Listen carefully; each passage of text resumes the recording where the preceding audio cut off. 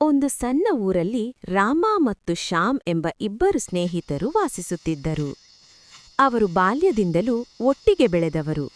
ಎಲ್ಲ ಕೆಲಸವನ್ನು ಒಟ್ಟಿಗೆ ಮಾಡುತ್ತಿದ್ದರು.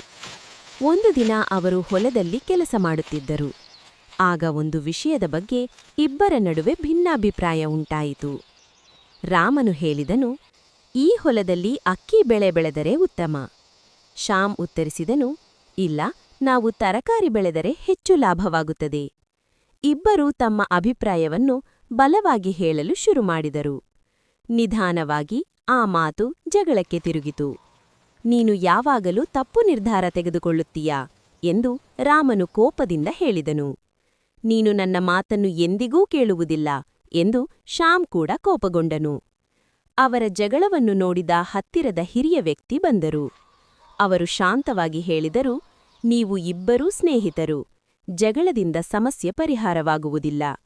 ಇಬ್ಬರೂ ನಿಮ್ಮ ಅಭಿಪ್ರಾಯಗಳನ್ನು ಸೇರಿಸಿ ಯೋಚಿಸಿ" ಎಂದು ಹೇಳಿದರು. ಹಿರಿಯರ ಮಾತು ಕೇಳಿದ ನಂತರ ರಾಮ ಮತ್ತು ಶ್ಯಾಮ್ ತಮ್ಮ ತಪ್ಪನ್ನು ಅರಿತುಕೊಂಡರು. ಅವರು ನಿರ್ಧರಿಸಿದರು, ಹೊಲದ ಅರ್ಧ ಭಾಗದಲ್ಲಿ ಅಕ್ಕಿ ಮತ್ತು ಉಳಿದ ಭಾಗದಲ್ಲಿ ತರಕಾರಿ ಬೆಳೆ ಬೆಳೆಸೋಣ ಎಂದು. ಕೆಲವು ದಿನಗಳ ನಂತರ ಅವರ ನಿರ್ಧಾರ ಯಶಸ್ವಿಯಾಯಿತು. ಇಬ್ಬರೂ ಸಂತೋಷದಿಂದ ಮತ್ತೆ ಒಳ್ಳೆಯ ಸ್ನೇಹಿತರಾಗಿ ಉಳಿದರು. ನೀತಿ: ಜಗಳಕ್ಕಿಂತ ಸಹಕಾರವೇ ಉತ್ತಮ. ಮಾತುಕತೆ ಮಾಡಿದ್ರೆ ಯಾವುದೇ ಸಮಸ್ಯೆಗೆ ಪರಿಹಾರ ಸಿಗುತ್ತದೆ.